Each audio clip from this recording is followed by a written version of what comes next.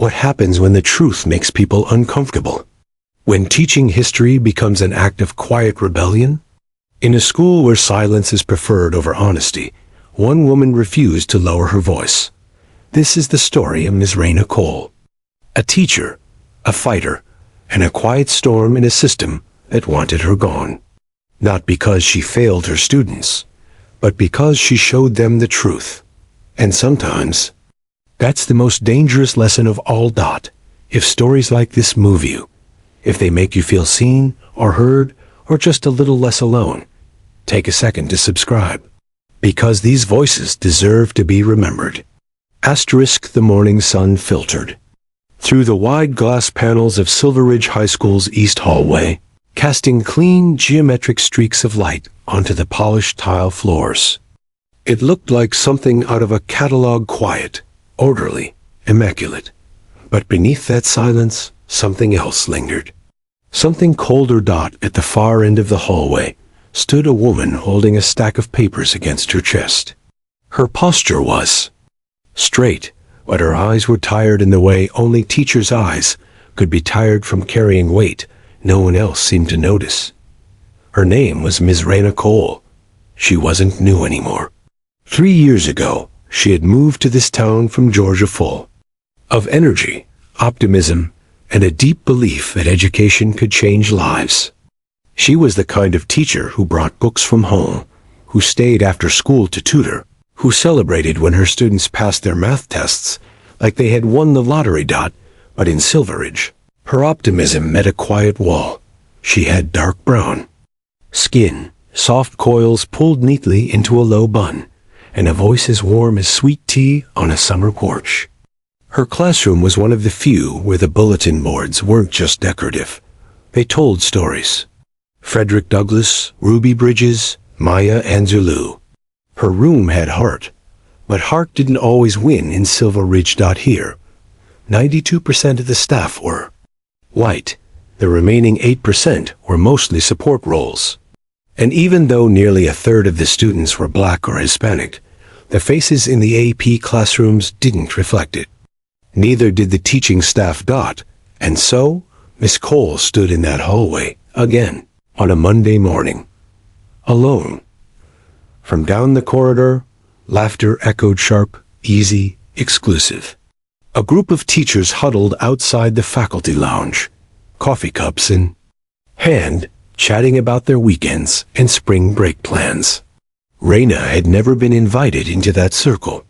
They smiled at her as she passed, polite, practiced, but never paused to include her. She was a ghost with a name tag.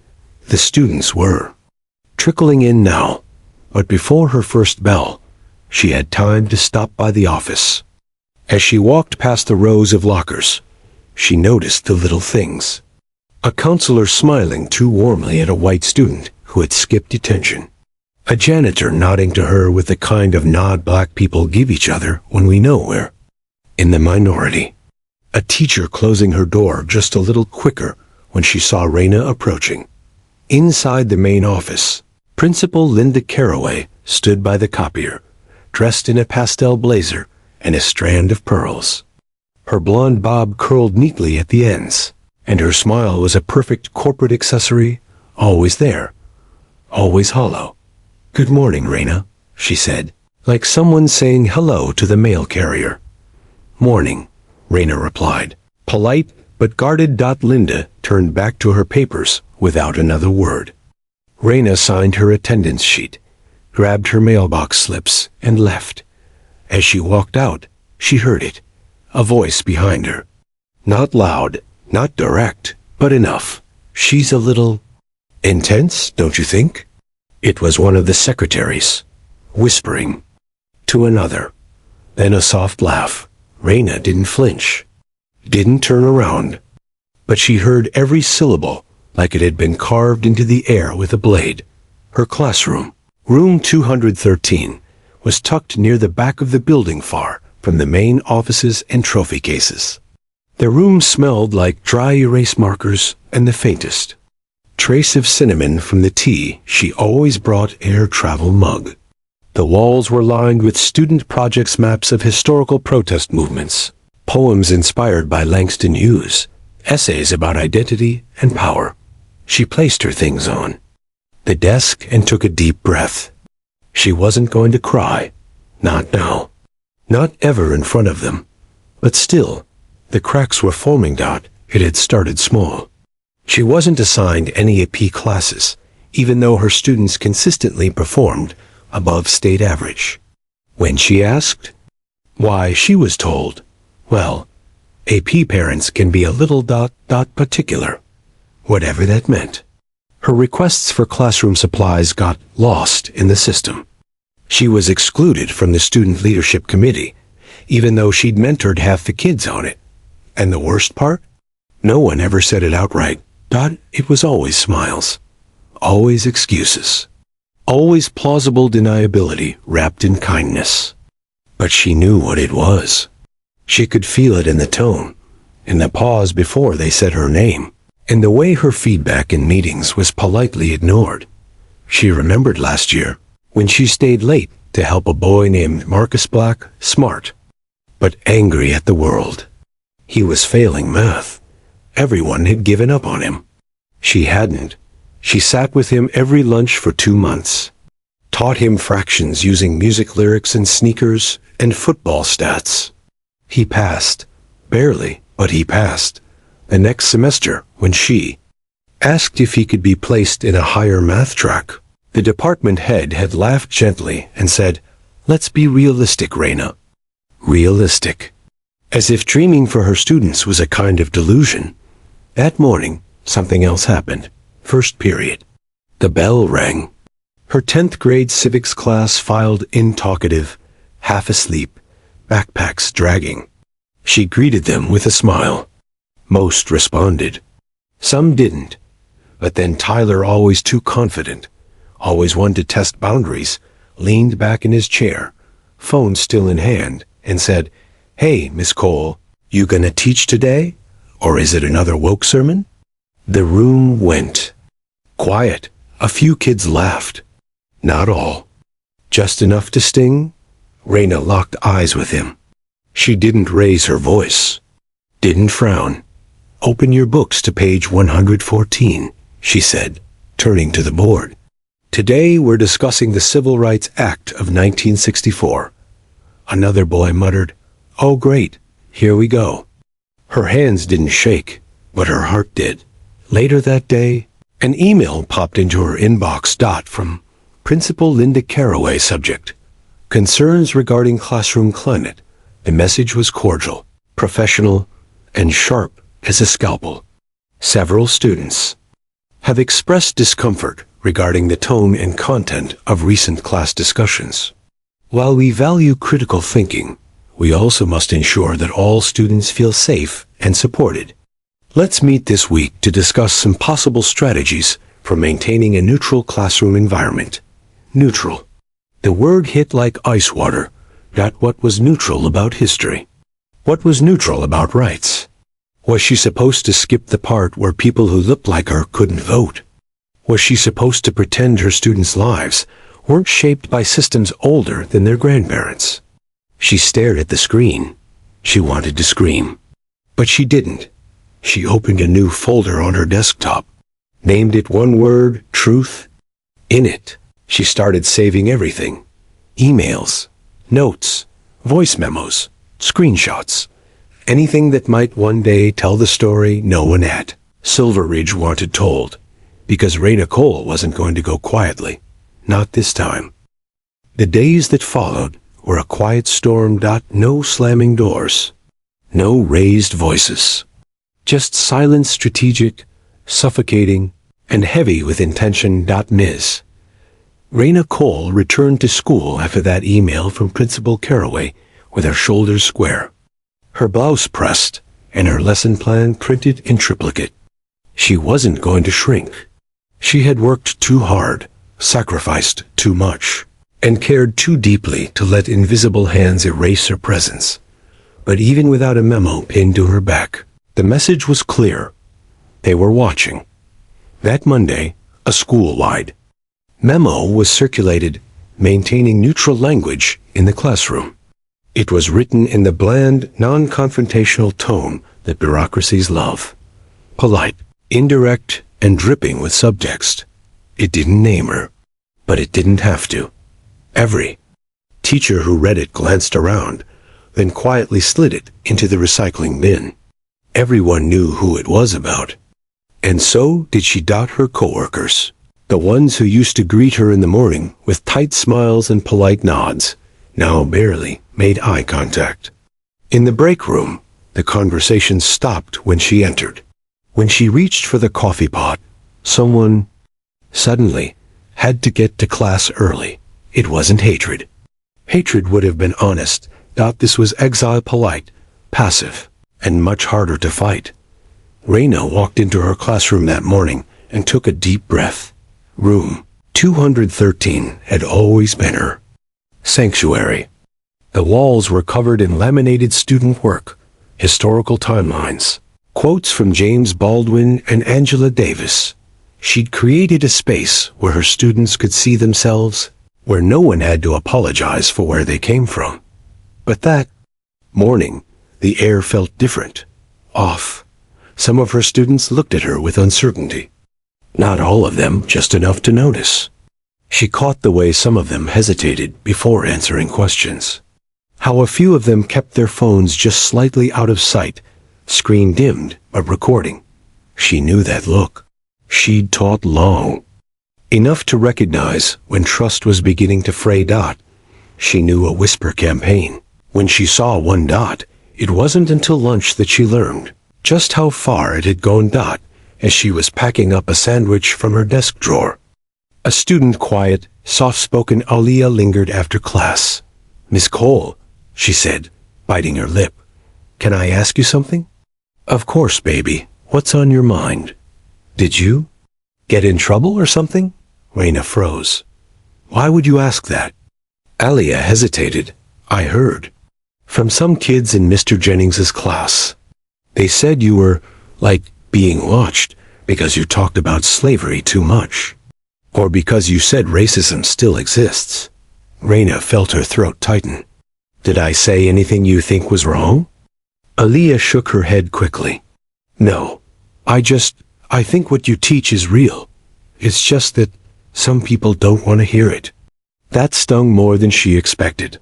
"I appreciate you telling me," Raina said, gently squeezing Aliyah's hand. "You keep thinking for yourself, all right? That's your power." After Aliyah left, Raina closed the classroom door and sat down at her desk. Her hands rested on her lap, unmoving. She wasn't angry. Not exactly.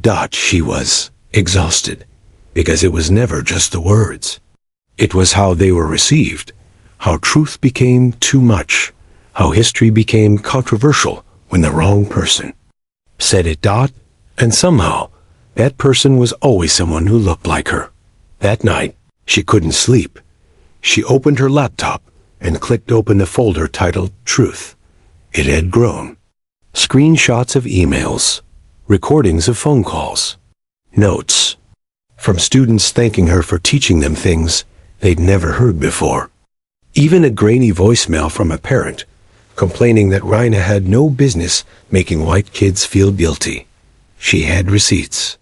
She always kept receipts, but what she didn't have was peace. The next day brought another blow. An email. No greeting. No warmth. Subject: parental concern. Miss Cole, a parent has raised concerns that certain students feel emotionally unsafe during your lectures. We encourage you to focus on inclusive topics and maintain neutrality in sensitive discussions. It was signed by Assistant Principal Dale Morrison, a man who had never once stepped foot in her classroom. Emotionally unsafe. Not the kids who had lived through eviction notices, watched siblings go to prison, or had to work 2 jobs while attending school. No, it was the kids who felt unsafe hearing about racism in a history class. The hypocrisy was staggering. Later that afternoon, a meeting was scheduled. "Just a check-in," Linda had said with a rehearsed smile. Nothing formal. Raina sat across from her in the principal's office, flanked by Dale Morrison and a school counselor who said nothing the entire meeting. Linda folded her hands over a printed sheet of concerns and spoke with the kind of soft voice that made you want to scream. Raina, we've had some feedback from parents and a few staff members. There's a perception that your lessons might be veering a bit too far into activism. Raina raised an eyebrow. I teach you's government and civil rights. Those are inherently political topics. Of course, Linda said, but it's all about tone. One student mentioned feeling judged in your class. Raina held her breath. Did they say what made them feel judged? Linda looked down. Just that the tone made them uncomfortable. There it was again. Uncomfortable. Uncomfortable was code. It always was that it meant.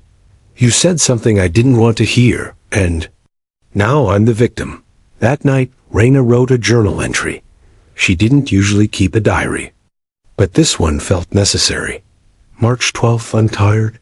I teach kids who can't spell Constitution, but can tell you what it feels like to be followed in a store. I teach kids who read their first book cover to cover in my class. I teach kids who've been called every name in the book and somehow still come to school smiling. But the adults in this building think the real danger is me. I'm saving every word, every lie, every whisper behind my back. Because if they come for me, I won't whisper. I'll roar. She closed her notebook.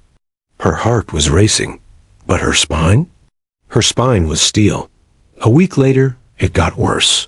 A group of parents, mostly white, mostly wealthy, had started a petition. It used phrases like promoting divisiveness and not in line with community values. They hadn't seen her teach. They hadn't spoken to her once. But they wanted her gone. At the bottom of the petition was a note. We don't pay taxes to be made to feel ashamed of who we are. Raina laughed out loud when she read that. It was bitter and sharp, because shame had never been part of her lessons. Truth, yes. Justice, yes. But shame? That came from guilt. And guilt wasn't hers to carry. Still, every night, she showed up. She taught with heart. She stayed late. She gave her students everything she had. But now, she taught with her eyes wide open. And she wasn't just teaching content anymore. She was documenting. She was building a case. She was preparing for the day the whispers would become a sentence. Because she knew it wasn't a matter of if. Only when. And when that day came, they wouldn't find her helpless. They'd find her ready. By the end of March, the rain had returned to Silveridge. Thick, gray clouds rolled over the school like a warning. The kind of sky that pressed against your chest and made every breath feel heavier. Inside room 213, Miss Raina Cole was grading papers by the soft light of her desk lamp when her phone buzzed. New email. Subject: immediate suspension pending review. From Linda Caraway. She stared at the screen. The message was short. Clinical. Effective immediately. You are placed on administrative leave with pay while the district investigates a formal complaint regarding your conduct and curriculum. This is not a disciplinary action, but a procedural step to ensure a fair and impartial review. Please refrain from entering school grounds or communicating with students or staff until further notice. That was it. No explanation. No phone call. No opportunity to respond. Raina sat very still, her fingers frozen above her keyboard. The clock on the wall ticked like it had no idea the world had just shifted. They didn't even let her finish the week. The next morning, she wasn't in the classroom. Her mug still sat on her desk, half full. Her nameplate still gleamed on the front table, but the room was empty. Students came in confused, whispering to each other, eyes darting to the hallway. A substitute teacher stood at the board, an older man with khaki pants and a laminated lesson plan from the front office. He didn't know their names. He didn't know what they were learning, and he didn't know where Miss Cole had gone. Neither did they. Back in her apartment, Raina stared at her laptop for hours. At first, she thought about responding, writing a long, measured email defending herself, explaining how every topic she'd covered aligned with state curriculum, how she'd never once raised her voice or broken a single rule. But then she stopped, because this wasn't about rules. It was about control.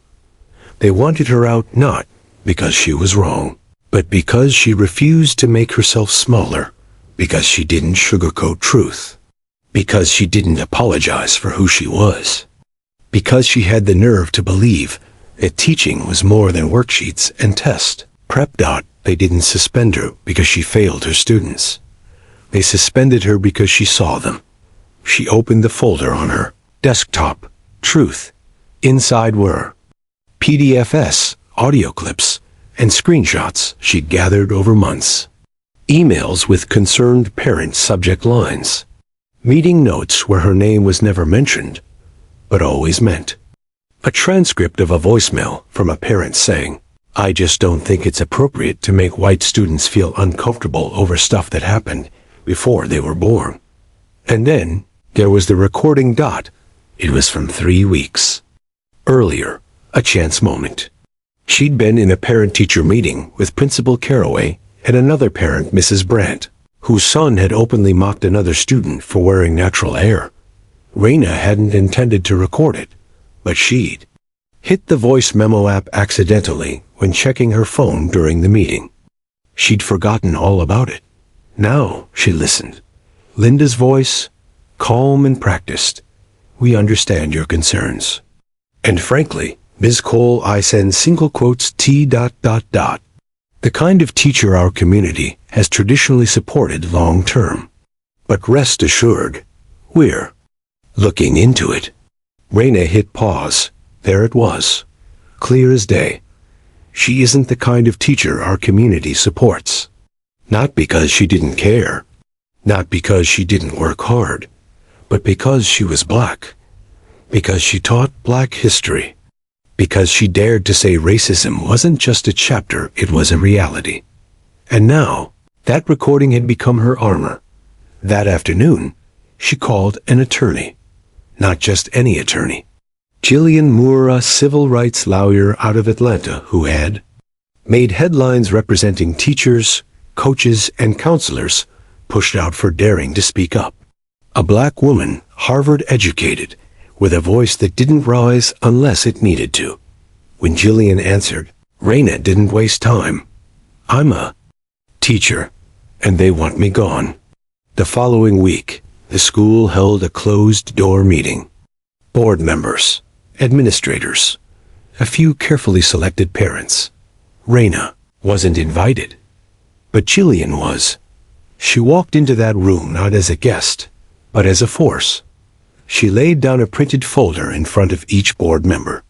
Inside, timelines, emails, the transcript of the voicemail, the recording of Linda's comment, a printed statement from a former student, now in college, who wrote, "Ms. Cole was the first person who ever told me my life mattered. And now you're punishing her for it." The room went quiet. No one expected Raina to come armed with receipts. They thought she would cry or disappear, but she didn't do either. She got louder. Meanwhile, outside the walls of Silver Ridge High, something else was happening. A blog post went viral. Not from a teacher, not from a lawyer, from a parent. Alyssa Kent, a white woman, mother of a senior who'd once been failing civics, but passed thanks to Raina's extra tutoring, posted on Facebook, "My son barely made it through 10th grade. He was angry, withdrawn, and ready to drop out. Ms. Cole sat with him every lunch, every study hall. She gave him books that looked like him, talked to him like he mattered. Now he's applying to college. She taught him more than civics. She taught him hope, and they suspended her? For what? For caring too much?" The post was shared 2,000 times in 48 hours. Local news picked it up. Then the county paper, then a national outlet. Suddenly, what had been a quiet little school district Scandal was national news. Black teacher suspended for teaching civil rights curriculum. Parent speaks out against silencing of educator. She was the only black teacher at Silveridge, and she was removed. The school tried to stay silent, but the silence was no longer theirs to control. In her apartment, Raina sat on the edge of her couch, watching it all unfold on her laptop. Her hands were still, her breath steady. She didn't feel triumphant. She felt seen. For the first time in months, maybe years, someone had listened. Then came the call. The district had scheduled a public hearing. Raina was invited to attend, this time, not as a problem, but as a participant. She had 1 week to prepare. Jillian would be at her side. The hearing would be open to the community. Raina wasn't afraid, because she had something stronger than fear. She had the truth, and this time, she wasn't going to whisper it. The invitation never came, not for Ms. Raina Cole. The Silveridge School board scheduled a closed-door meeting on a cloudy Thursday afternoon, tucked neatly behind vague language in the district calendar. Personnel review session, internal. Use only. No public notice. No live stream. No teacher representation. Just decision makers. And whispers. Raina wasn't surprised. She had already learned that institutions didn't always break you with violence or volume. Sometimes, they just didn't invite you into the room where your future was decided. But this time, she sent someone else. Jillian Moore arrived 15 minutes early. Her presence didn't announce itself with noise. It arrived like a shift in temperature. Calm, clean, inevitable. She wore a black pantsuit, not flashy, but flawless. No earrings. No makeup beyond a swipe of lip gloss and a line of precise eyeliner. Her hair was braided back tightly, and in her hand was a slim leather folder marked Confidential Legal Counsel in gold foil. The receptionist looked up, startled. The board meeting is closed too. I'm here representing Ms. Raina Cole, Jillian said, her tone like a locked door. You'll find my credentials and legal authority inside this envelope. She placed it on the counter. Smooth, quiet, heavy. Within minutes, Principal Linda Caraway emerged from the hallway. Her pastel blazer looked more wrinkled than usual. She smiled, tight and shallow. Ms. Moore, she said, holding out a hand. Jillian didn't shake it. I'll need a chair at the table, Jillian replied. And copies of the personnel file you intend to discuss. We hadn't planned. I know, Jillian interrupted. That's the problem. Inside the conference room, the board members sat in a long horseshoe-shaped formation. 7 of them. 4 white men in suits. 2 white women in blouses with school pins. And 1 Latino member. Young, quiet, seemingly new. They weren't used to being challenged. They definitely weren't used to being watched. But Jillian made them sit straighter with every sentence she spoke. She began simply. No teacher enters this profession lightly, she said, her voice steady and clear. And no teacher should be removed from her classroom without due process, especially one with the student record, professional conduct, and community support that Ms. Cole has. No one interrupted. She opened the folder and pulled out documents. One by one. For each board member, a neat stack. Exhibit A. A timeline of every suspicious email, memo, and reprimand Miss Cole had received compared to her white colleagues, showing a pattern of unequal treatment. Exhibit B. Printed copies of praise from parents and students.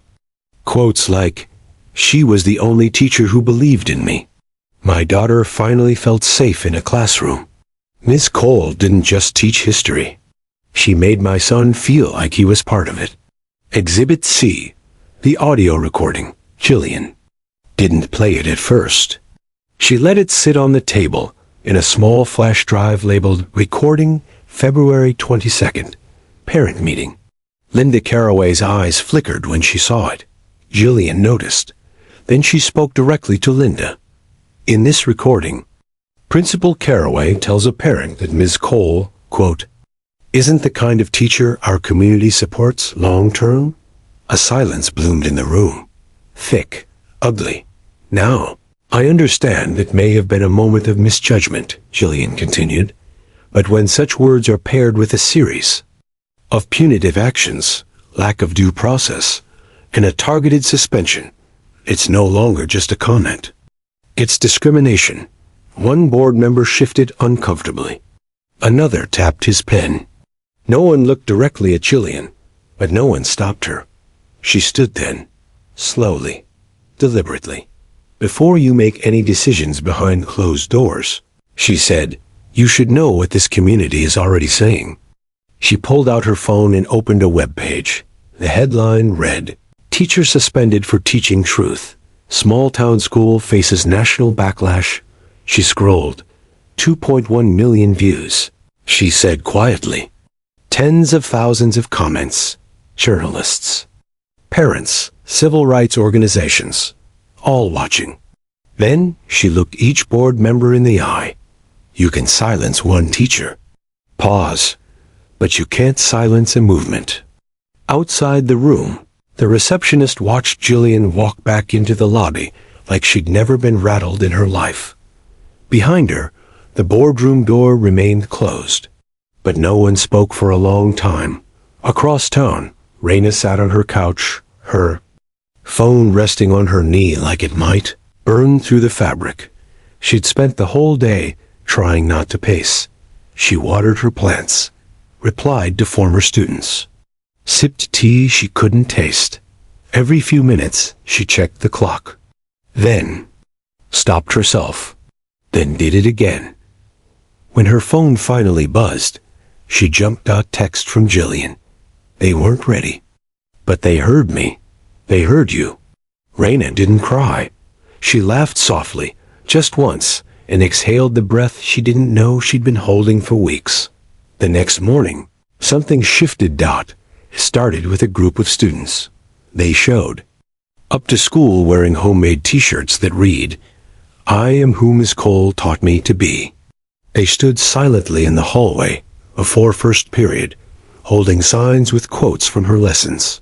Justice isn't always comfortable. History didn't end in 1965. Representation matters. Teachers avoided eye contact. The principal didn't say a word. But someone took photos and posted them. And within hours, #Justice for Ms. Cole began trending nationwide. Later that week, a teacher, one who had never spoken to Raina much, slid a note under her apartment door. It read, I should have said something earlier. You were right. About all of it. They're scared because you made the rest of us see what we didn't want to admit. Raina folded the note slowly, pressed it flat, and added it to the folder labeled Truth. By Friday, the school district had no choice. They announced a public hearing. Not in secret, not behind closed doors, on record, on camera, in front of the people who were watching. Raina would be there. Not as the accused. As the witness. When the email came in officially inviting her, it included a line that made her pause. We understand that recent events have created tension within our school community. The hearing is an opportunity to address concerns and clarify the district's position. Clarify the district's position. She almost laughed, but then she read it again and smiled, because for once, they had to explain themselves. That weekend, she sat at her dining table, surrounded by her notes, her binders, and the truth she'd been carrying like armor. She looked up and saw herself in the mirror across the room, still standing, still whole. The first post went live on a Tuesday. It wasn't from a teacher, not from a journalist, not even from a student. It came from a parent. Melissa Kent wasn't what anyone would call a loud voice in the community.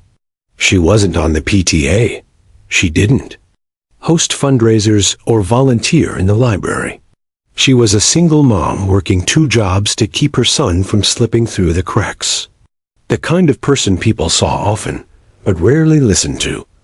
But when she saw the news about Ms. Raina Cole's suspension, something snapped.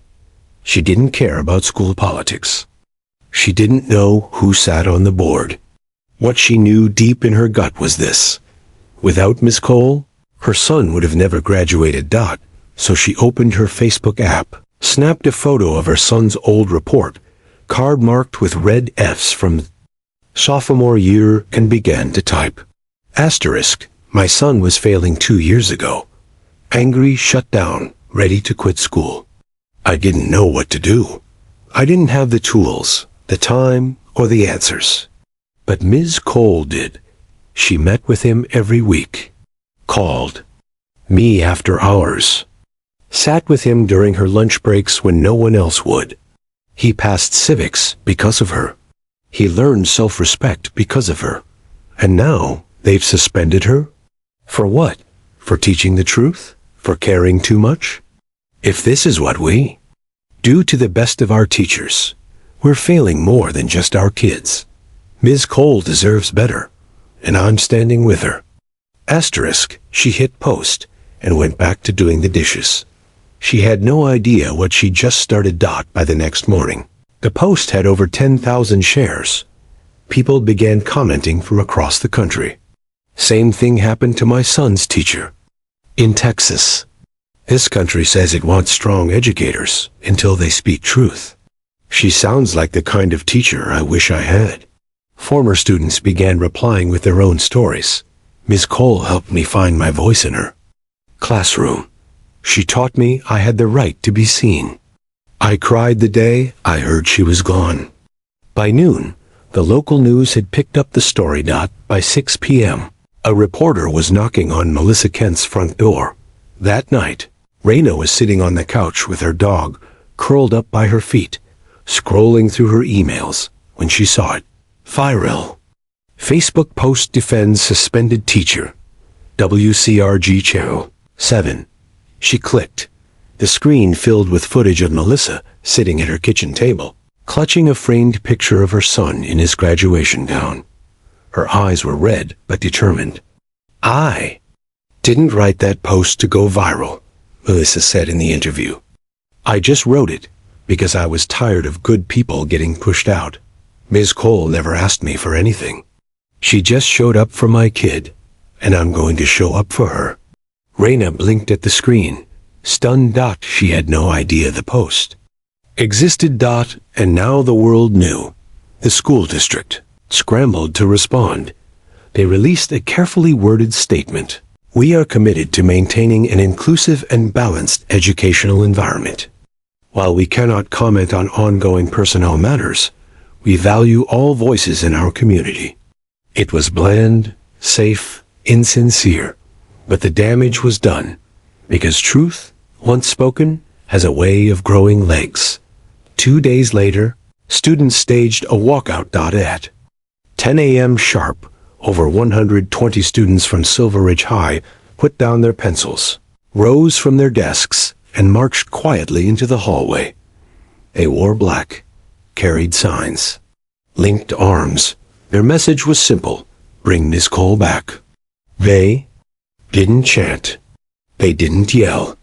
They just stood still and steady. In the hallway where she used to walk, on the floor she used to polish with her quiet steps, they stood for her. Principal Caraway stood at the main doors, arms crossed, lips pressed into a thin line. She didn't say a word, but the cameras caught her standing there. That photo students lined up like soldiers of truth, and Linda Caraway in her blazer, looking away, became the front page of the local paper. The district stays silent, but the kids do not. That afternoon, Raina's inbox exploded.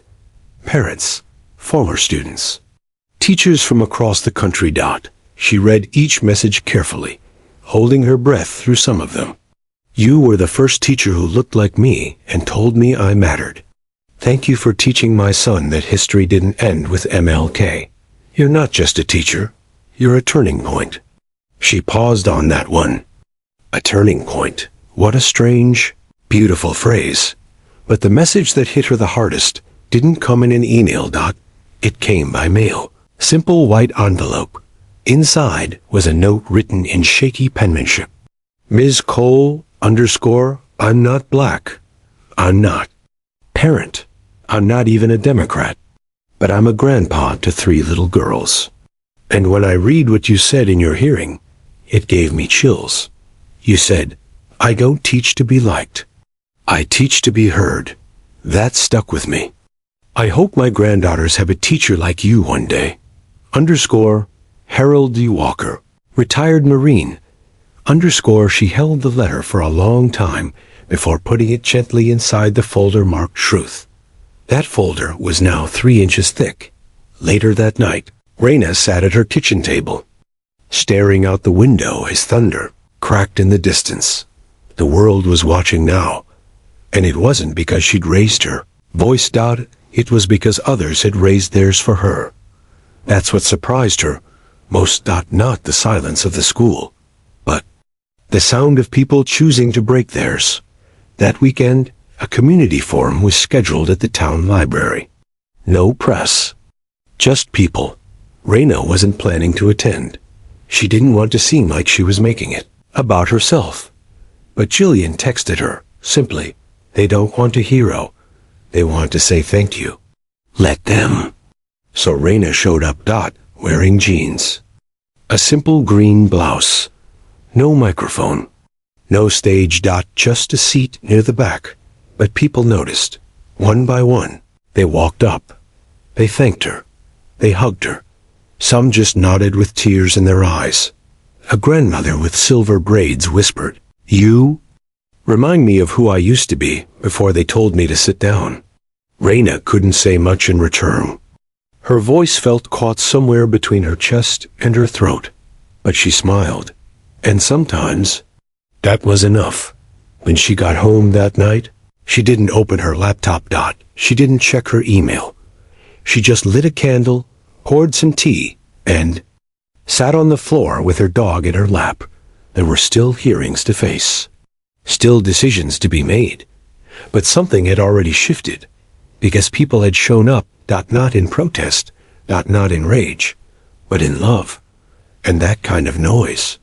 You couldn't suspend that.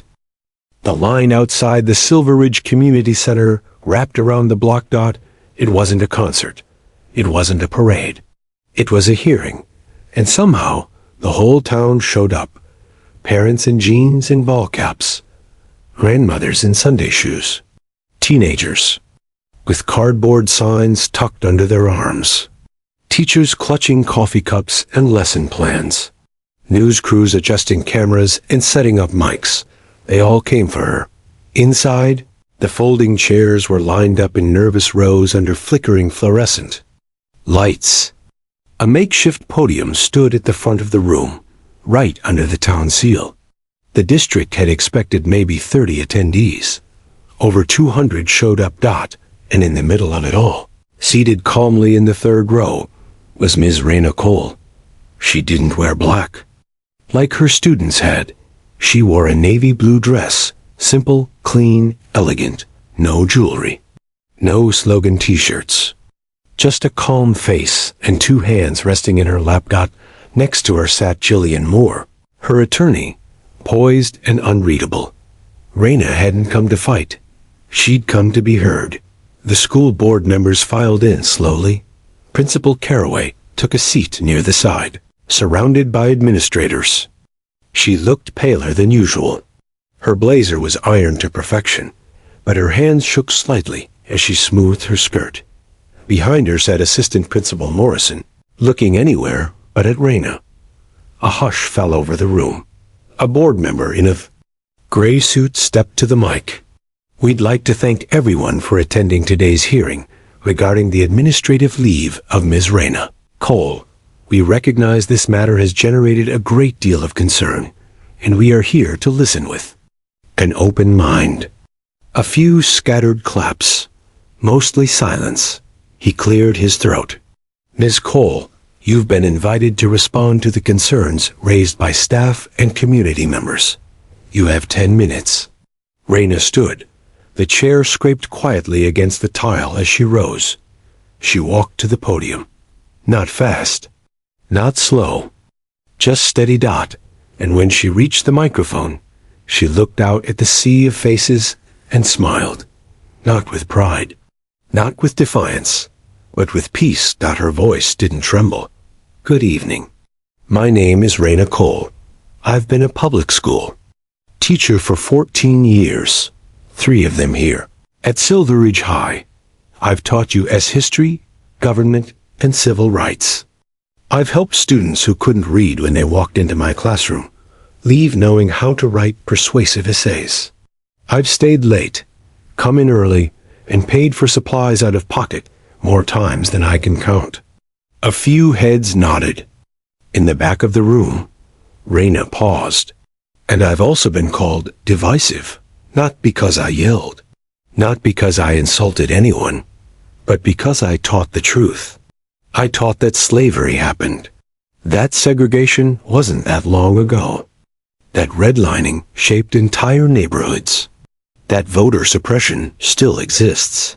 That racism didn't disappear. It just changed its clothes. She scanned the crowd. I didn't make students feel guilty. I made them think. I didn't say, America was broken. I said it's still becoming. And if that's uncomfortable, maybe that discomfort is the first step toward understanding. A ripple of quiet murmurs moved through the audience. Jillian sat completely still, just watching. Raina continued, I want to read to you an email I received from a student anonymously left on my desk last fall. Ms. Cole, I didn't know history had people that looked like me in it. You made me feel like I mattered. Thank you. That student never spoke a word in class, never raised their hand. But they wrote me that, and I've been holding on to it ever since. She took a breath. I know what's been said about me, that I'm pushing an agenda, that I make kids uncomfortable, that I don't know my place, but my place is right there. In front of a whiteboard, in a room full of curious minds, helping them learn how to think, not what to think. That's what I do. That's who I am. She gently tapped her chest. I didn't come here tonight to beg for my job back. I came to remind you who I am. And to ask you, who are you? Silence, not the awkward kind, the sacred kind, the kind that fills a room. When truth is spoken without apology, Raina looked toward the board. Because if this district punishes a teacher for teaching the truth, what kind of education are we really offering? She stepped back from the mic and sat down. No applause. Not yet. Just stillness. Then, one student stood up. It was Alaya, quiet, shy, with thick braids and oversized glasses. I wasn't gonna speak, she said, her voice shaking. But Ms. Cole saved me. Not just in school. Like, really saved me. She noticed when I was depressed. When I stopped eating. When my mom lost her job. She stayed after class every day just to ask if I was okay. That was the first adult who ever did that. She wiped her eyes. She didn't make me feel guilty. She made me feel seen. Then another student stood, then another, and another. A boy who once failed every semester, now applying to community college. Girl who learned how to write her first full sentence in Miss Cole's class. A student whose dad was a police officer, who still stood to say, she made me a better man. Then Melissa Kent, the mother who wrote the Facebook post, walked to the mic. You don't know me. I'm not from the rich side of town. I don't wear pearls. But I'm here because my son is alive and graduating because of Miss Cole. She believed in him when I didn't even know how to. She looked at the board. So you can keep sitting behind that table, making decisions. But just know, you're not just voting on a teacher. You're voting on every single kid. She helped stand a little taller. Then came the applause. Not thunderous, but real. From the gut, from the soul. It rolled through the room like a slow wave, not forced, not polite. Just true. The board adjourned the meeting after 2 more hours. No vote yet, but the message had landed. Raina walked out of the building. With Jillian by her side, dozens of students followed, walking her to the sidewalk like an honor guard. Alea slipped her a note. It said, _ you didn't just teach us to speak. You taught us we were worth listening to. _ That night, back in her apartment, Raina turned off her phone. She lit a candle, brewed a cup of tea. She didn't know what would happen next. Would they reinstate her? Would they offer hush money? Would they try to move her somewhere else? Maybe, maybe not, but none of that mattered now, because when she stood at that podium, she wasn't alone. She had brought the truth, and this time, it had an audience. 3 days after the hearing, something changed. It didn't happen all at once. There was no dramatic announcement, no bold gesture. It began in silence, the kind that doesn't empty a room, but fills it. It started with a hallway. Early Monday morning, as the first bell rang through the halls of Silver Ridge High, students gathered near room 213. The room still sat empty. No lesson plans taped to the board, no coffee mug, no Ms. Raina Cole. But on the door, someone had taped a single sheet of paper. White background, bold black font. History doesn't need your comfort. It needs your courage. Below it, dozens of students had scribbled their names in pen and pencil. One by one, their signatures like quiet fireworks. Principal Caraway saw it first. She was making her usual rounds, clipboard in hand, laser perfectly pressed, when she came around the corner and froze. Her eyes lingered on the door, her mouth drawn into a hard line. She didn't say a word. She just tore the sign down, folded it, slipped it into her folder. But the students had seen her.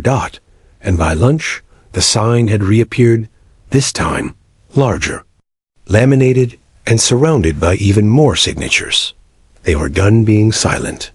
Meanwhile, inside the school district offices, board members were panicking quietly. The hearing hadn't gone the way they expected. They thought they could manage. The narrative contained the fallout. But the public testimonies, the viral video clips, and the passionate support had turned a personnel issue into a local movement. Jillian Moore had filed a formal grievance with the state education department and a civil rights complaint with the federal government. The district was now under formal review. Investigators would soon be reviewing school policies, hiring practices, and student data. And suddenly, it wasn't just about Ms. Cole. It was about all of them. For Raina, the days that followed the hearing were strange. She wasn't sure if she was supposed to feel victorious. She didn't. There was no parade, no applause when she walked down the street. Just people watching her with quiet curiosity, some with admiration, others with something colder, something guarded. She still hadn't been officially reinstated. The district said they were reviewing the hearing testimony and weighing all perspectives. Translation. Stalling. She spent her days reading, journaling, walking her dog, watching the news stories about herself with a strange sense of detachment, like it was happening to someone else. Every time her phone buzzed, she braced herself. Then came the email. Subject: special staff meeting, mandatory attendance. Raina wasn't invited, of course. She was still on leave. But a former colleague, Ms. Lorraine Harper, a science teacher nearing retirement, forwarded the email to her with a single message. They're trying to save face. Thought you'd want to know. The meeting was short. Principal Caraway stood at the front of the library, addressing the full teaching staff. She wore a pale yellow suit and held a stack of prepared remarks. In light of recent events, we recognize the need to reevaluate how we approach inclusive education and staff communication. The district is committed to ensuring all teachers feel supported and valued. We're introducing new professional development opportunities focused on cultural competency, equity, and safe classroom practices. She smiled tight and rehearsed. This is not about blame. This is about growth. But the teachers weren't nodding. Some looked skeptical. Some looked guilty. A few looked at each other, and something unspoken passed between them. That afternoon, something else happened. Miss Harper, the quiet veteran teacher who'd never made waves in 30 years, sent a school-wide email. Subject line, to whom it should have always concerned, _ I've watched what's happened to Ms. Cole over the past 3 years. I said nothing. I knew she was being iced out. I knew her curriculum was scrutinized more than mine ever was. I knew parents whispered behind her back, and that those whispers made it to meetings. And I said nothing. But after watching the hearing, after hearing her students speak, I realized that silence is complicity. Ms. Cole deserves more than an apology. She deserves justice. And if we're truly serious about equity, then we have to start by admitting we failed her. Lorraine Harper, _ the email was shared hundreds of times, outside the district, outside the town. It became a teaching moment across the country. The next morning, Miss Harper walked into school to find a bouquet of wildflowers sitting on her desk. No card. But the note simply read, "Thank you for breaking the silence." Meanwhile, the superintendent had a problem. The state board had sent a notice. The district's handling of Ms. Cole's case would be under official public review. That meant documents, emails, testimonies. Everything. And worse, community members were now demanding public records, citing transparency laws. People were digging, and what they were finding didn't look good. Inconsistent disciplinary actions, lack of diversity training, emails between board members and parents, using coded language like, "We need teachers who understand our values." She's a nice person, but a little too focused on activism. The kind of language that was never racist on paper, but always racist in intent. And then, something happened that no one expected. Principal Caraway resigned. She announced it via email. No meeting. No warning. Her message was brief. _ After much reflection, I believe it is time for me to step away from Silver Ridge and make space for new leadership. I am proud of many things we've accomplished, and I remain hopeful for the school's future. Thank you for the opportunity. _ There was no mention of RAYNA. No apology. Just a carefully worded exit. News spread quickly. Some parents cheered. Others stayed quiet. But for Raina, it didn't feel like a victory. Just a vacancy. She sat on her porch with her dog beside her, sipping tea and watching the clouds move across the sky. "They're finally hearing me," she whispered. "But why does it feel so heavy?" Then came the call from the new interim superintendent. "Ms. Cole, the board has reviewed the hearing testimony. We'd like to formally reinstate you, effective immediately." There was a pause. "We also want to offer you a position on the district's Equity and Curriculum Advisory Council. You'd have a leadership role in shaping how we move forward." Raina didn't respond right away. She stared out at the trees. The wind moved through the leaves like an invitation. "Thank you," she said, "but I'm not looking to climb a ladder. I want to go back to room 213 with my kids." The superintendent hesitated. "Of course. We'll make the arrangements." And just like that, she was back, but she wasn't returning alone. When Raina walked back into Silver Ridge High the following Monday, the building didn't look different. But it felt different. Students lined the hallway quietly as she passed. One by one, they raised their fists in silent salute. No chanting. No banners. Just respect. She stepped into room 213. The lights flickered on. Her name was still on the door. Her posters were still on the walls. And on her desk sat a fresh bouquet of sunflowers. No card. but the note read, _ you taught us how to speak. But you also taught us when silence must end.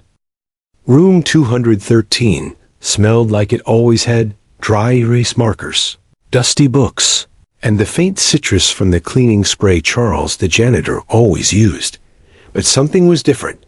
Now, not on the walls, not on the floor, in the air. There was a warmth to it, an energy, a feeling like someone had opened a window after a long, cold winter. Miss Raina Cole stood in the center of the classroom on her first day back. Students hadn't arrived yet. The clock above the whiteboard ticked calmly, a kind of silence that felt earned. Her desk was just as she'd left it. Someone had even straightened the corners of her posters. There was a new plant in the corner, a small cactus, sitting in a pot with a little sticky note that read, "Resilient, like you." She smiled, not a big smile, just a knowing one, the kind of smile that comes after surviving something. She spent the first few minutes in stillness, walking around the room, rushing her fingers along the bookshelves, the rows of desks, touching the edge of the globe near the window, breathing it all in again. There was no welcome party, no confetti, no balloons, just peace. And sometimes that was enough. The bell rang at 8:10 a.m. Her first class walked in slowly, like they weren't sure if they were allowed to smile. Some of them carried flowers. Others brought nothing but the hope in their eyes. Alia sat in the front row, where she always had. Tyler, yes, even Tyler, walked in with his hoodie pulled up, dropped into the back row, and gave her a single, respectful nod. Raina raised an eyebrow. He smirked. "Didn't think we could get rid of me that easy, did you?" He muttered. She chuckled. "Let's not get ahead of ourselves. Semester's not over yet." The room filled with quiet laughter. And just like that, class began. Raina didn't start with a lecture or a worksheet or a quiz. She started with a single question, written on the board in clean block letters. What does truth cost? She let it hang there, untouched. Then she turned to her students and spoke softly. "I want you to think about that today. Not just the answer, but what the question makes you feel. Because everything we're about to learn, all the dates, events, laws, people, it means nothing if we don't understand what truth actually costs. Sometimes it costs comfort. Sometimes it costs reputation.